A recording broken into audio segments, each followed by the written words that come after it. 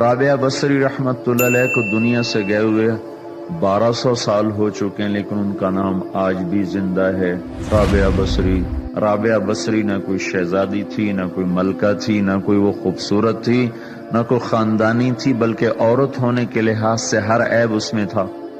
ان کی عادت یہ تھی، وہ روزانہ عشاء کی نماز کے بعد غسل کر کے کپڑے بدل کے اپنے خامن سے پوچھتی آپ کو میری ضرورت ہے؟ اگر وہ کہتے کوئی نہیں ہے تو پھر پوچھتی مجھے اجازت ہے؟ وہ کہتے اجازت ہے تو پھر مصلی پہ کھڑی ہو جاتی ہے اور فجر کی نماز تک مصلی پر کھڑی رہتی تھی۔ ان کا خامن جلدی فوت ہو گیا، جوانی میں ہی بیوہ ہو گئی، تو حسن بصری بصرہ کے امام، کیا سارے مسلمانوں کے امام تھے، وہ خود آئے، خود چل کے آئے کہ میں آپ سے شادی کرنا چاہتا ہوں۔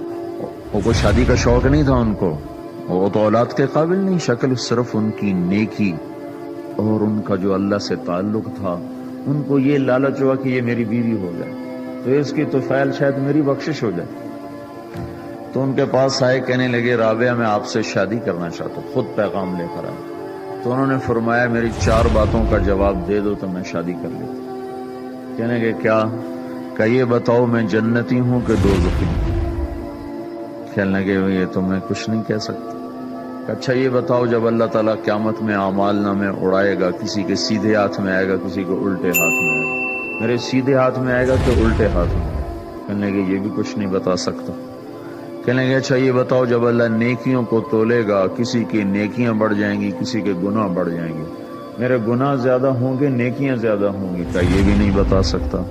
کہ اچھا یہ بتاؤ جب لوگ پل صراط سے گزریں گے، کوئی پار نکل جائیں گے، کوئی نیچے گر جائیں گے، تو میں پار نکلوں گی کہ دوزخ میں گروں گی؟ کہنے لگے یہ بھی میں نہیں بتا سکتا۔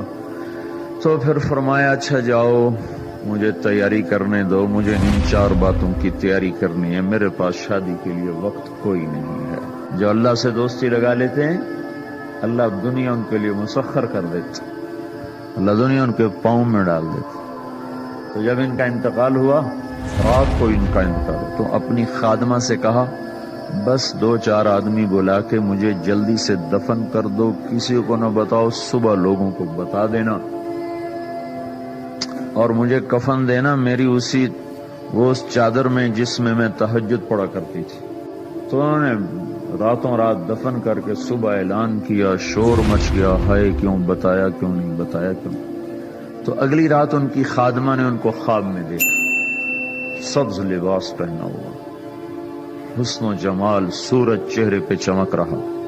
پوچھا آپ کے ساتھ کیا ہوا؟ کہا میرے اللہ نے میرے ساتھ بہت عمدہ معاملہ کیا۔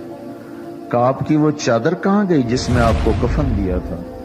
کہا وہ اللہ تعالیٰ نے اتار لی ہے اور مجھے جنت کا جوڑا پہنایا ہے، اور اس چادر کو اللہ نے سنبھال کے رکھا ہے، جب قیامت کے دن میری نیکیوں کو اللہ تولے گا تو اس چادر کو بھی اس میں تولے گا۔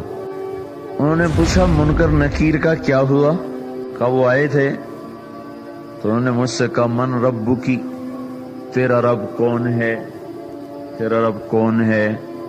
تو میں نے منکر نکیر سے کہا جس اللہ کو 40 سال نہیں بھلایا اس کو 4 ہاتھ زمین کے نیچے آ کر میں بھول جاؤں گی؟